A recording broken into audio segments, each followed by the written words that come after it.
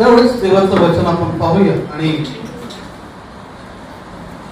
फिलिप्पीकरांचं पत्र ज्याचा 4था अध्याय आणि 13व्या वचनावर आजच्या या दुपारच्या वेळेस आपण मनन कीर्तन करणार आहोत. फिलिप्पीकरांचं पत्र त्याचा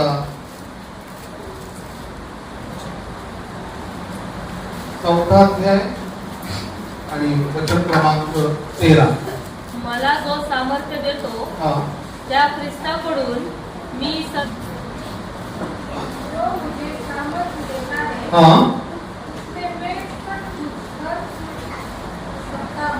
क्या कर सकता हूँ? सब कुछ कर सकता हूँ. आमेन. Praise the Lord.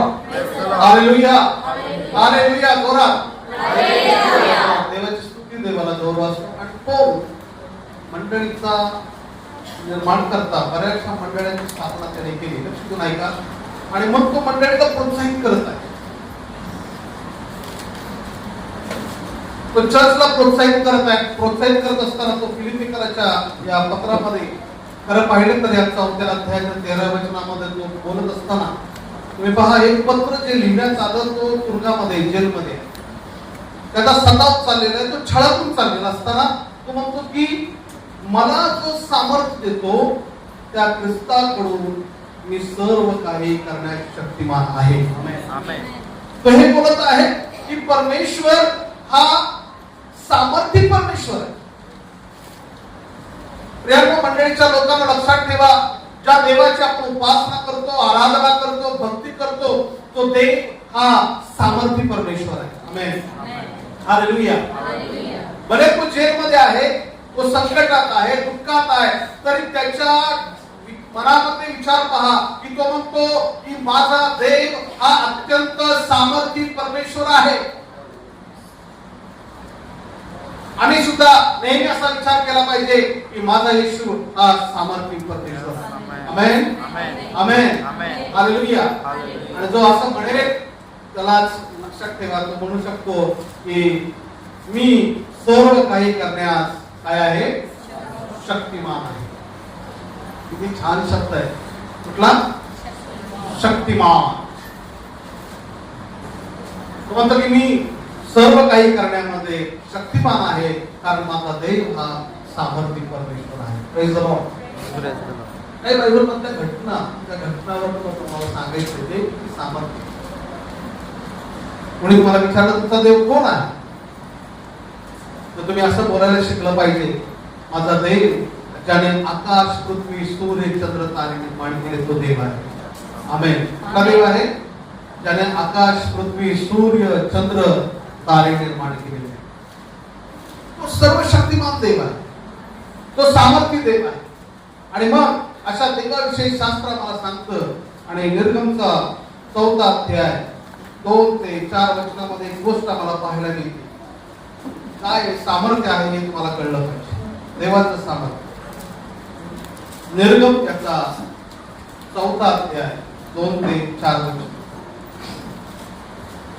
तेव्हा परमेश्वर त्याला म्हणाला, तुझ्या हाती ते काय आहे? तो म्हणाला, काठी आहे. त्याने म्हटले, ती जमिनीवर टाक. पुढे करून त्याची शेपूट धर.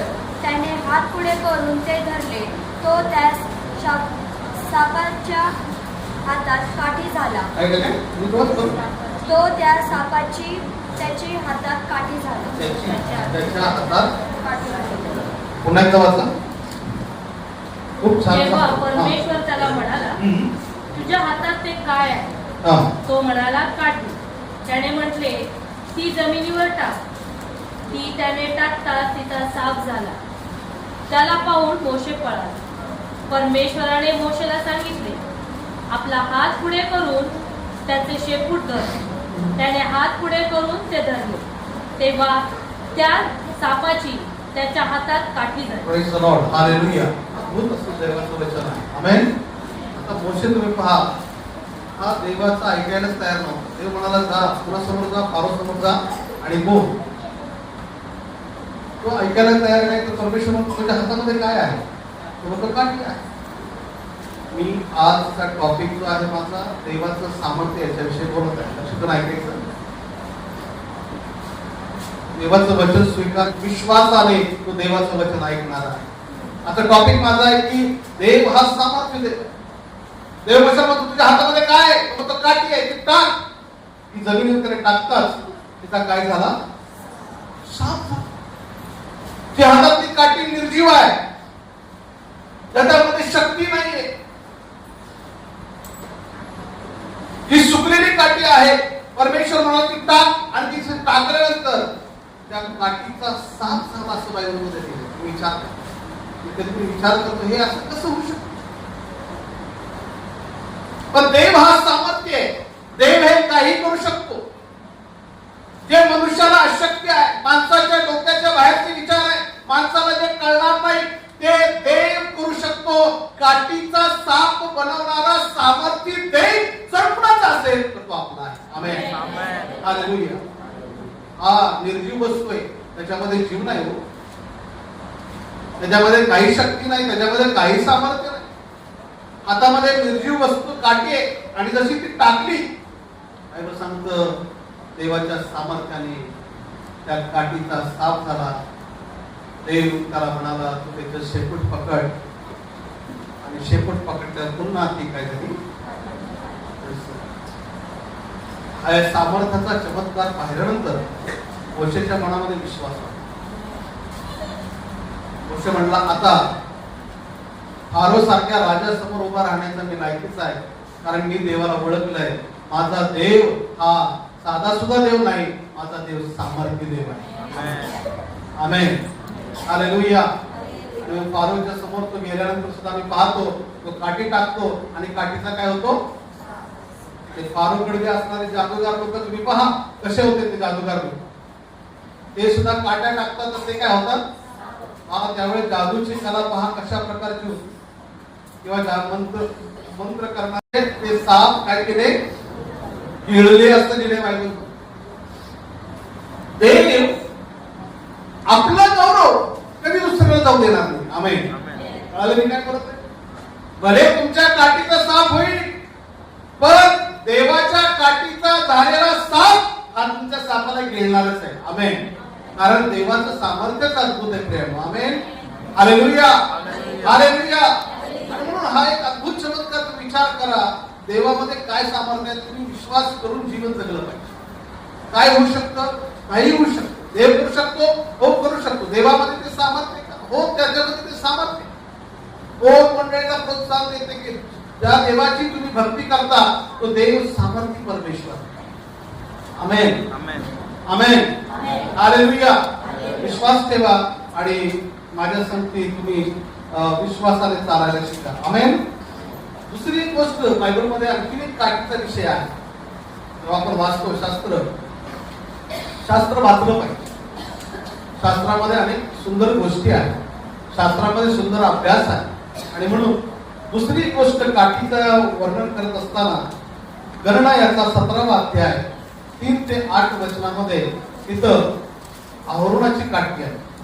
शास्त्र पहा बरं का, उघडा सगळ्यांनी.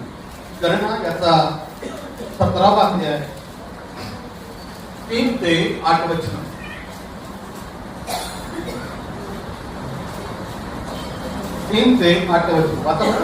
देवीच्या काठीवर अहरोनाचे नाव लिहि, कारण इस्रायलाच्या पूर्वजांच्या घराण्यातील प्रत्येक सरदाराची एक एक काठी घे, आणि दर्शन मंडपातील साक्षपटलासमोर जेथे मी तुला दर्शन देत असतो तेथे त्या काठ्या ठेव.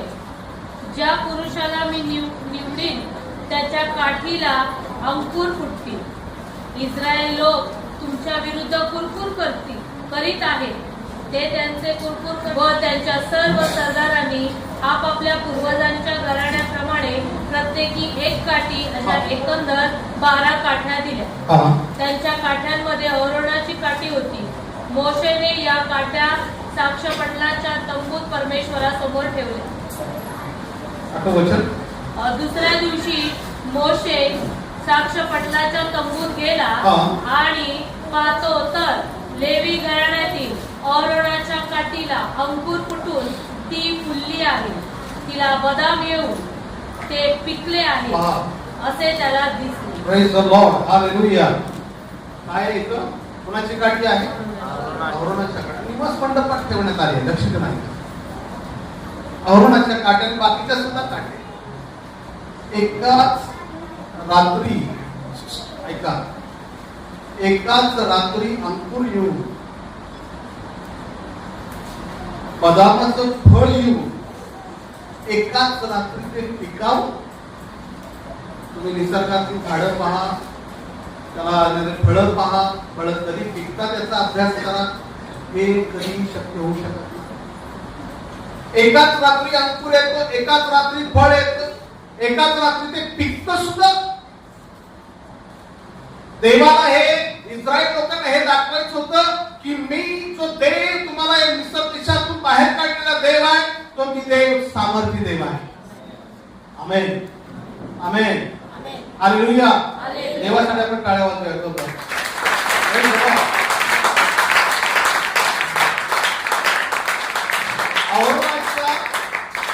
अहरोनाच्या काठीला आलेलं बदाम, आणि बदामाचं झाड तुम्हाला माहिती आहे बायबल मध्ये कशाचं प्रतीक आहे? बदामाचं झाड हे बायबल मध्ये मी आपल्या वचनाला पक्का आहे आणि मी माझं वचन पूर्ण करणारा देव आहे हे दाखवण्यासाठी बायबल मध्ये बदामाचं झाड दाखवतो. म्हणजे बदामाचं झाड हे दाखवतं की मी माझं वचन पूर्ण करणारा परमेश्वर. आमेन, हालेलुया. देव त्याचं वचन पूर्ण करणार. आणि तुम्ही विचार करा, अद्भुत आहे. एका रात्रीतून काठीला अंकुर फुटा, त्याला फळ द्यावं आणि ते रात्रीतून ते बदामाचं फळ पिकावं. हे शक्य आहे? कुणी विचार करू शकते? कधी शक्य होऊ शकत. पण शास्त्र सांगतं असं झालं. आणि सगळ्यांनी पाहिलं की अहरोनाची काठीला जर देवाने निवडलं तर हा वंश सेवा सांगतं असं झालं. आणि सगळ्यांनी पाहिलं की अहरोनाची काठीला जर देवाने निवडलं तर हा वंश सेवा करणारा वंश आहे. आपण देवाच्या विरोधात, मोशे अहरोनाच्या विरोधात कधीच कुरकुर करायची नाही, कारण परमेश्वराने त्यांना सेवा करायसाठी निवडलेला आहे. Praise the Lord, hallelujah, hallelujah. आम्ही पाहिलं की मोशेच्या काठीचा साथ साथ आम्ही पाहिलं अहरोनाच्या काठीला अंकुर फुटून बदामाचं फळ आलं आणि ते पिकलं आणि लोकांनी ते पाहिलं. हे करणारा देव सामर्थ्य देव. मला सांगायचं तुम्हाला आहे की ज्या देवाची आपण उपासना करतो, या वचनाच्या द्वारे आपण शिकावं, आपण म्हणावं की देव हा सामर्थ्य परमेश्वर आहे. आपला देव काही करू शकतो, त्याच्यावर आपण विश्वास ठेवला पाहिजे. आपण विश्वासामध्ये डगमगू नये. Praise the Lord, hallelujah, hallelujah. ज्या निर्जीव वस्तू आहे, ज्या वस्तूमध्ये शक्ती नाहीये, ज्या वस्तूमध्ये काही ताकद नाहीये, अशा वस्तूमध्ये जर देवाचं सामर्थ्य कार्य करू शकतं तर तुम्ही आणि मी जिवंत देवाची मुलं आहोत. आमेन, हालेलुया. देव आपल्या शरीरामध्ये कार्य करू शकत नाही का? उत्तम करणारा देव. तुम्ही विश्वास ठेवला पाहिजे. आमेन, आमेन, हालेलुया. दावीद आणि गोलियाथची स्टोरी तुम्हाला सगळ्यांना माहिती. लहान लेकरापासून ते मोठ्यापर्यंत प्रत्येकाला माहिती आहे का तुम्हाला?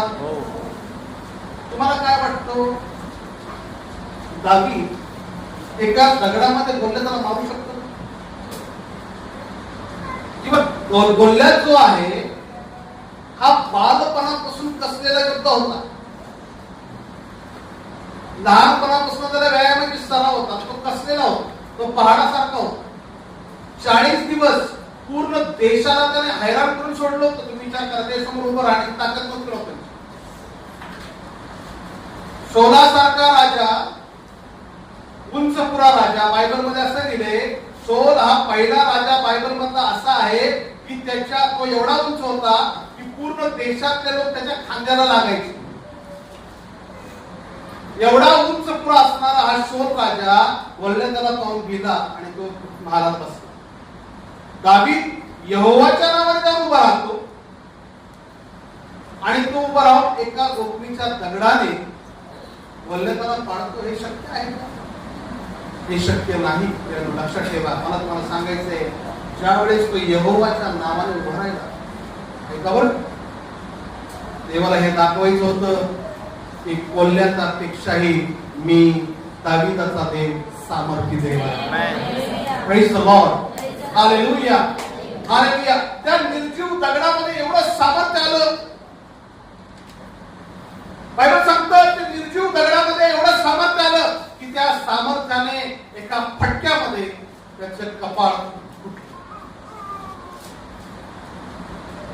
त्या दगडामध्ये, निर्जीव दगडामध्ये, गोपनीयता जो निर्जीव दगड आहे, त्या दिवशी यहोवाचं सामर्थ्य असं होतं की त्या दगडामध्ये आलेल्या सामर्थ्याने वल्ल्यात एकाच दगडात पडला. आणि सगळ्यांनी विचारलं, हे कसं काय शक्य होऊ शकत? एवढा पहाडासारखा माणूस एका दगडात पडणं शक्य आहे का? पण हे लक्षात ठेवलं पाहिजे की देवाने सिद्ध करून दाखवलं की दाविदाचा देव हा सामर्थ्य देव आहे. आमेन, आमेन, हालेलुया, हालेलुया. आपण ज्या देवाची आराधना करतो तो देव सामर्थ्य देव. Praise the Lord. दगड महत्वाचा नाही हो. आपण बरेचसे लोक दगडासारखेच आहोत. पण जर देव तुमच्यावर सामर्थ्य पाठवे, तुम्ही सामर्थ्य. प्रेज द लॉर्ड म्हणाल का? आकार विरहित दगडासारखे आपण आहोत, छोटे आहोत. दगड त्या गोष्टीचा छोटा असेल, कदाचित तुम्ही छोटे असाल, तुम्ही निर्जीव असाल, तुमच्यामध्ये ताकद नाही. पण ज्या दिवशी यहोवाचं सामर्थ्य तुमच्यामध्ये येईल, तुम्ही इतके सामर्थ्य व्हाल की वल्ल्याला सोडून तुम्ही आडवे पाडाल. Amen, amen. Praise the Lord, hallelujah. यहोवाचं आणि सर्व सामर्थ्य देवाचे सामर्थ्याने ओळखायला शिकलं पाहिजे आणि आपण प्रार्थना केली पाहिजे. देव हा सामर्थ्य देव आहे. तो तुम्हाला आणि मला सामर्थ्याने शक्तिमान करण्यास समर्थ आहे. हे पौल मंडळीला शिकवत आहे आणि मी तेच मंडळीला शिकवण्याचा प्रयत्न करत आहे. आपण दररोज प्रार्थना केली पाहिजे सामर्थ्य देवाची.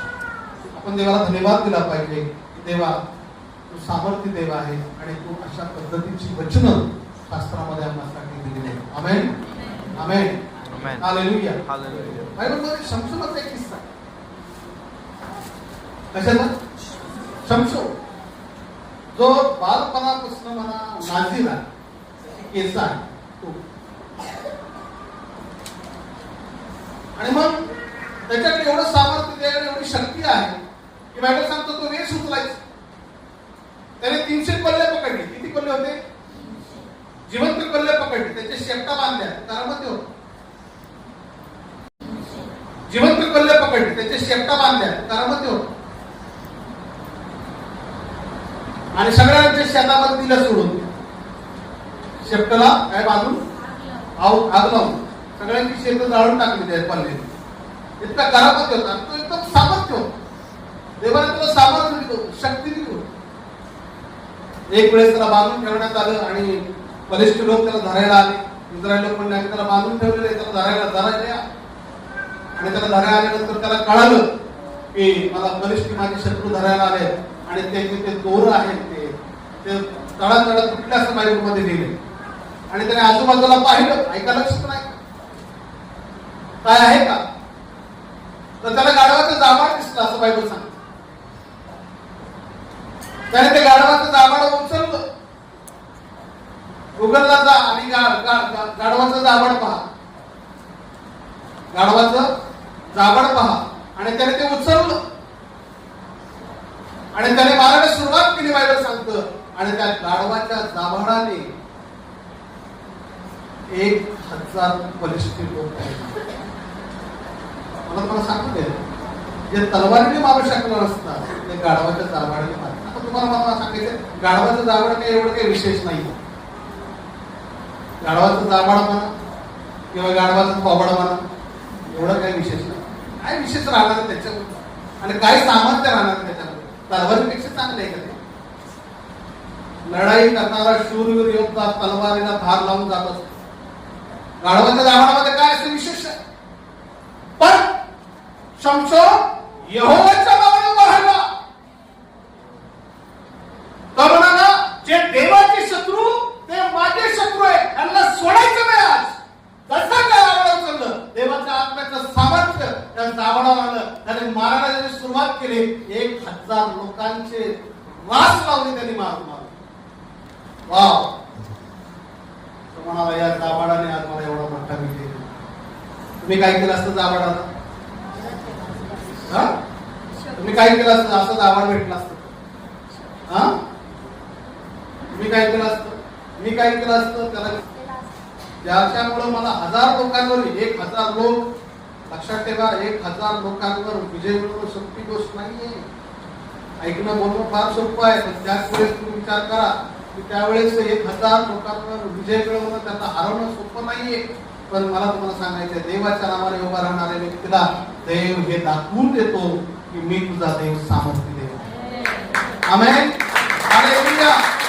हालेलुया. आणि मग या चर्च मध्ये असणाऱ्या लहानातून मोठ्यापर्यंत प्रत्येकाला मला प्रोत्साहित करायचं. तुम्ही विश्वासाने ज्या वेळेस तुम्ही देवाची आराधना करता तेव्हा एक हा विश्वास ठेवा की माझा देव हा सामर्थ्य देव आहे आणि तो अद्भुत काम करणारा देव आहे. आमेन. माझ्या विचाराच्या पलीकडं, माझ्या कल्पनेच्या पलीकडं, माझ्या बुद्धीच्या पलीकडं मी कधी असा विचार सुद्धा करणार नाही. अशा गोष्टी करणारा माझा परमेश्वर आहे. ही जी वचनं जी सांगितली शास्त्रातली, या वचनावर तुम्ही घरी जाऊन खरंच मनाने चिंतन केलं पाहिजे. ज्या गोष्टी अत्यंत निर्जीव आणि ज्या टाकाऊ आहे, अशामध्ये देवाचं सामर्थ्य जर त्याच्या गौरवासाठी काम करतं, तर प्रियांनो, तुम्ही आणि मी देवाचे लेकरं आहोत का नाही? आहे का नाही? आपण देवाची लेकरं आहोत. आपण देवाची भक्ती करतो. आपण त्याला अब्बा बाप्पा म्हणून हाक मारतो. तुम्हाला आणि मला तो सामर्थ्याचा अनुभव देणार नाही का? देणार. आमेन. देव जो सामर्थ्य आहे तो आपल्याला सर्व काही करायला शक्तिमान पुरवतो. आणि म्हणून मला तुम्हाला सांगायचंय, अशा देवाची उपासना करत असताना दररोज विश्वासाने प्रार्थना करा. परमेश्वर हा सामर्थ्य देव आहे आणि त्याच्यामधलं सामर्थ्य अलौकिक आहे. शास्त्र, पूर्ण शास्त्र त्याच्या सामर्थ्याने भरलेलं शास्त्र. आमेन. आमेन. हालेलुया. सुरुवात उत्पत्तीचं पहा, पहिला अध्याय. परमेश्वर बोलला आणि सगळं निर्माण झालं. एक एक वस्तू निर्माण झाली, जी वस्तू आज सुद्धा अस्तित्वात आहे, हजारो वर्षापासून. Praise the Lord. हालेलुया. नक्कीच आम्ही हा विश्वास ठेवला पाहिजे की देव अशा सामर्थ्याने आम्हा प्रत्येकाच्या जीवनात, आम्हा प्रत्येकाच्या परिवारामध्ये काम करेल आणि आमच्या जीवनाला नवीन आशीर्वादाने काय करेल? आशीर्वादित करेल. आमेन. Praise Lord.